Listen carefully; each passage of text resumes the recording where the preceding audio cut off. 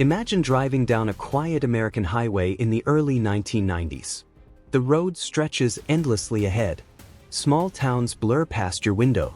Gas stations, convenience stores, and family-owned shops dot the route, places meant to feel safe. Now imagine a killer moving along that same highway. No name, no face, no identity, only a gun and a pattern. Between 1992 and 1994, a mysterious figure traveled along Interstate 70, murdering store clerks in cold blood and disappearing without a trace. Decades later, the case remains unsolved. This is the terrifying story of the I-70 killer, one of America's most elusive highway murderers, still unknown to this day. The first shot. April 8, 1992. Indianapolis, Indiana. Inside a small shoe store called Payless Shoe Source, 24-year-old Patricia Smith was working her shift alone. It was a normal afternoon. Customers came and went. Nothing seemed out of place. Then a man entered. Witnesses later described him as white, in his late 20s to early 30s, average height, wearing a long coat, unusual for the warm spring weather. Moments later, a single gunshot rang out.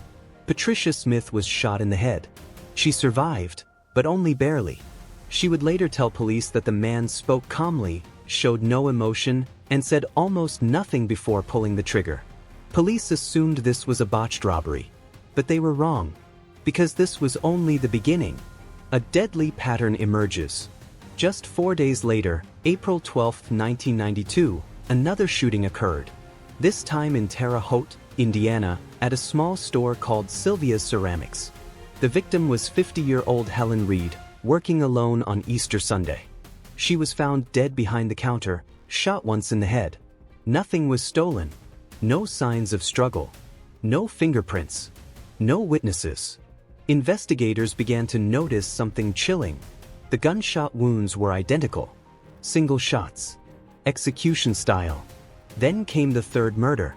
April 27, 1992. St. Charles, Missouri. At a store called Little's Shoe Store, 37-year-old Nancy Kitzmiller was found dead. Shot in the head. Alone. No robbery. 3 victims. 3 states. All near Interstate 70. A highway killer was on the move. Who was he targeting? As the body count grew, investigators noticed another disturbing detail. All victims were female store clerks working alone in small retail shops. Often shoe stores. Often specialty stores. The killer seemed to prefer places with one employee, large front windows, easy highway access. He didn't rush. He didn't panic. He didn't steal. This wasn't about money. This was about control. Surveillance footage from one location captured a grainy image of a man wearing a distinctive long coat, possibly to hide the weapon. Some witnesses described him as polite. Others said he felt off, quiet, intense, focused. The murder weapon was identified as a .22 caliber handgun, possibly modified with a homemade suppressor, making the shots quieter. This detail terrified investigators. This wasn't random violence. This was a skilled, methodical predator. The killing spree continues. The murders didn't stop. September 25, 1992. Wichita, Kansas. At a bridal shop called the Bridal Boutique, 2 women were shot. 38-year-old Patricia Smith was killed instantly. Another woman survived, shot in the head, but lived to tell police about the attacker. Her description matched previous accounts. Same calm demeanor. Same gun. Same method.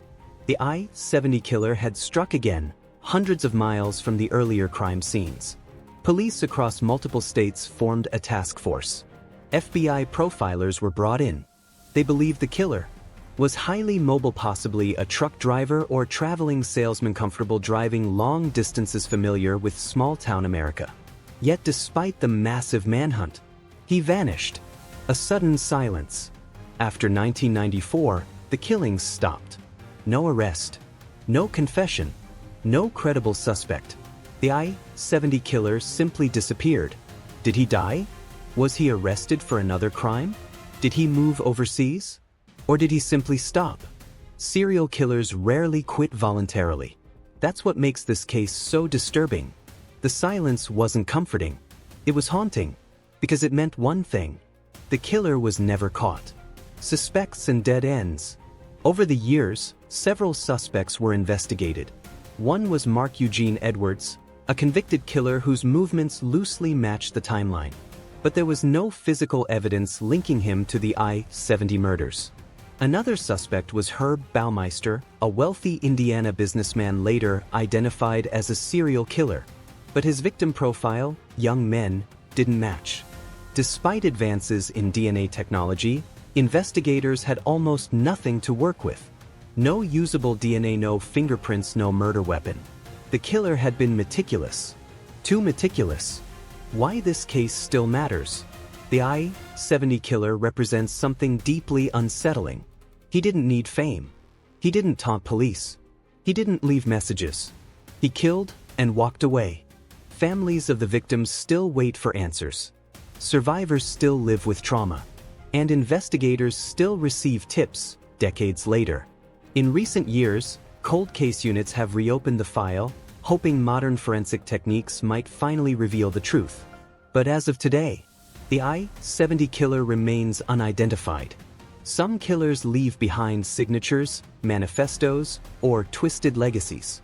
The I-70 killer left behind questions. Who was he? Where did he go? And how many more victims were never connected? Somewhere out there, someone knows the truth. Until then, this case stands as one of America's most chilling unsolved mysteries. A reminder that sometimes, the most terrifying monsters don't hide in shadows. They drive right past us on the highway.